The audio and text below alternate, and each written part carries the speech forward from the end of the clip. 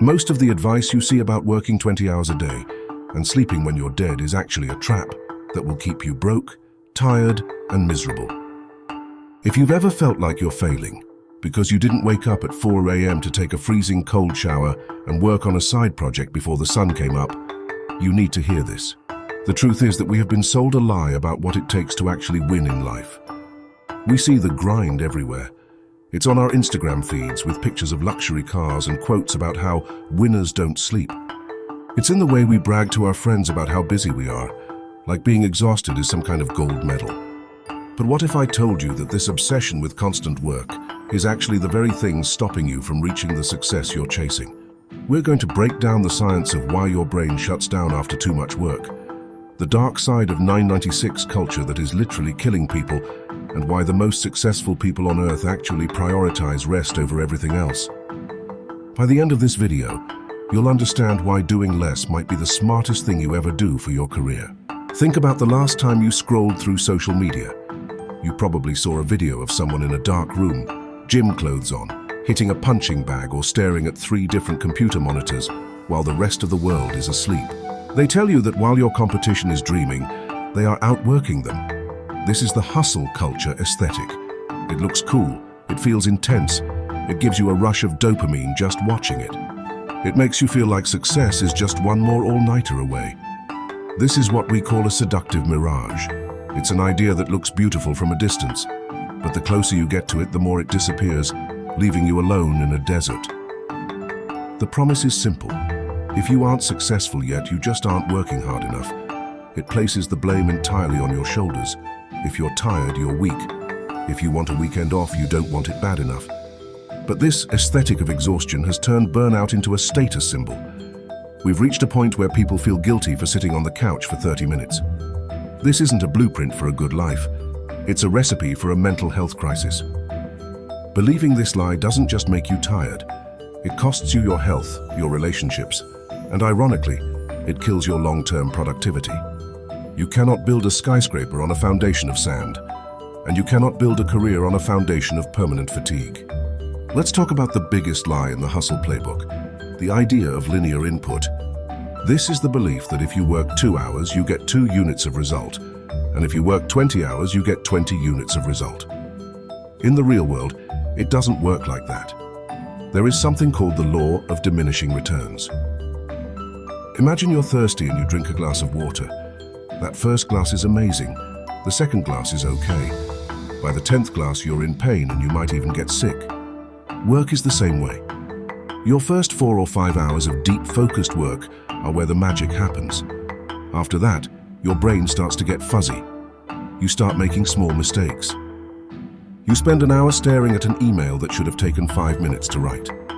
By hour 12, you're basically just moving your mouse around to look busy. You aren't actually creating value. You're just performing busyness. This is what we call shallow work. It's the emails, the Slack messages, and the endless meetings that make you feel like you're doing something. But at the end of the day, you haven't actually moved the needle. Then there is the problem of survivorship bias. We always hear about the one billionaire who says he slept on his office floor for 3 years to build his company. We think, okay, if I do that, I'll be a billionaire too. But what we don't see are the 10,000 other people who also slept on their office floors, lost their health, went bankrupt, and watched their families leave them, only for their business to fail anyway. Hard work is a requirement for success, but it is not a guarantee. When we only listen to the winners who got lucky, we ignore the thousands of people who followed the hustle rules and ended up with nothing but a hospital bill. One of the most dangerous parts of hustle culture is the sleep is for the weak mantra. You've heard it before. I'll sleep when I'm dead. Every hour you spend sleeping is an hour someone else is taking your dream. This isn't just bad advice, it's scientifically dangerous. Research has shown that after being awake for 17 to 19 hours, your brain performs at the same level as someone who is legally drunk. Your reaction time slows down, your memory fails, and your ability to make complex decisions disappears. If you wouldn't show up to a business meeting or a job site after drinking 4 beers, why would you show up after only 4 hours of sleep? It's the same thing. Sleep deprivation kills the prefrontal cortex, which is the part of your brain responsible for logic and self-control. This is why when you're overworked, you're more likely to snap at your co-workers, make bad investments, or miss a huge detail in a contract. In some parts of the world, this culture has been taken to a literal deadly extreme. In Japan, they have a word called karoshi, which literally translates to death from overwork. These are healthy people in their 20s and 30s who have heart attacks or strokes at their desks because they haven't stopped working in days. In China, there is the 996 culture, working from 9 a.m. to 9 p.m. 6 days a week. It has led to a massive wave of depression and burnout among young people, who realized that even though they were working themselves to death, they still couldn't afford a home or a future. They were trading their lives for a paycheck that couldn't even buy back the health they lost. We see this even in the world of creators. Look at the "Why I'm Leaving YouTube" trend. For years, top influencers preached the hustle. They uploaded every single day, edited until their eyes bled, and stayed on for the camera 24/7. And what happened? One by one, the biggest names in the industry started having public breakdowns. They realized that the grind had hollowed them out. They had millions of followers and millions of dollars, but they were miserable because they had no life outside of the hustle. Compare that to the people who are actually at the very top of their game, the elite athletes. Look at someone like LeBron James. He is one of the greatest basketball players to ever live, and he is famous for his work ethic. But do you know what he spends over $1 million a year on? It's not just trainers and fancy weights, it's recovery. He prioritizes 8 to 10 hours of sleep. He uses cryotherapy, massage, and strict nutrition to make sure his body and brain can perform at 100% when it actually matters. LeBron understands the athlete's paradox. You don't get stronger while you're lifting weights. You get stronger while you're resting after the workout. The workout is just the stress. The rest is the growth. If you only stress the muscle and never let it heal, the muscle will eventually tear. Your career and your brain work the exact same way.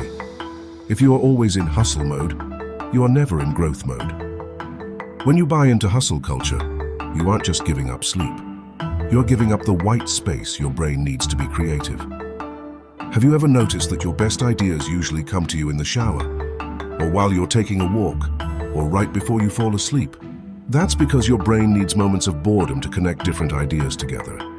If every second of your day is filled with podcasts, emails, and the grind, you never give your brain the chance to innovate. You become a robot that is very good at doing tasks, but very bad at thinking of new ways to solve problems. There is also the decay of your relationships. Hustle culture tells you that friends and family are distractions that keep you from your goals. But humans are social creatures. When you cut out your support system to work more, you increase your stress levels and lower your emotional resilience. When things eventually go wrong, and in business things always go wrong, you'll find yourself with nobody to lean on. A promotion or a successful startup feels very empty when you have nobody to share it with. This leads to a massive identity crisis. If you define yourself entirely by your productivity, what happens when you have a bad day? What happens if the market crashes or you lose your job? If your self-worth is tied to how many items you checked off your to-do list, your mental health will be a roller coaster that you can't control. So, what is the answer? If hustling until you break isn't the way, does that mean we should just be lazy? Of course not. Success still requires hard work, but it needs to be sustainable. It's about moving from an intensity mindset to a strategic mindset. First, you have to use the Pareto principle, also known as the 80-20 rule. In almost every job, 20% of the tasks you do are responsible for 80% of the results. The other 80% of your tasks are just noise. Sustainable success means finding that 20% and obsessing over it, while being okay with letting the other stuff slide or delegating it to someone else. It's about being effective, not just being busy. Second, you have to learn the power of no. Truly successful people say no to almost everything. They say no to coffee chats that have no purpose. They say no to new projects that don't align with their main goal. They say no to working late on a Friday because they know they need to recharge for Monday. By saying no to the distractions, you are saying a much bigger yes to your most important work. Third, start viewing rest as an active part of your work cycle. Think of it like a battery. You wouldn't expect your phone to work if you never plugged it in, so why do you expect that from yourself? Schedule your rest just like you schedule your meetings. Whether it's a hobby, spending time with family, or just sitting in a park, these aren't breaks from your work. They are the fuel that makes your work possible. Finally, focus on building systems over sweat. Instead of trying to work harder, try to build a process that works for you. If you're a business owner, this means hiring the right people or using automation. If you're an employee, it means creating better workflows so you can get your job done in 6 hours instead of 10. The goal shouldn't be to see how much you can endure. The goal should be to see how much you can achieve while living a life you actually enjoy. At the end of the day, hustle culture is a lie because it promises a destination that doesn't exist. It tells you that if you just work a little harder, you'll eventually be able to relax and be happy. But the grind is a moving goalpost. Once you hit one goal, the culture tells you that you're getting soft and you need to chase the next one. It's a treadmill that never stops until you fall off. Real success is the ability to do great work while also being a healthy, present human being. It's about quality of life, not just the quantity of hours. Don't let a motivational quote on Instagram trick you into trading your best years for a burnout that will take years to recover from. You are allowed to sleep. You are allowed to have a hobby. You are allowed to be more than just a worker. What is one hustle habit you've dropped that actually made you more productive? Let us know in the comments below. If this video gave you permission to breathe today, hit the like button and subscribe for more deep dives into the psychology of success. Watch this video next to learn how to master your focus without burning out.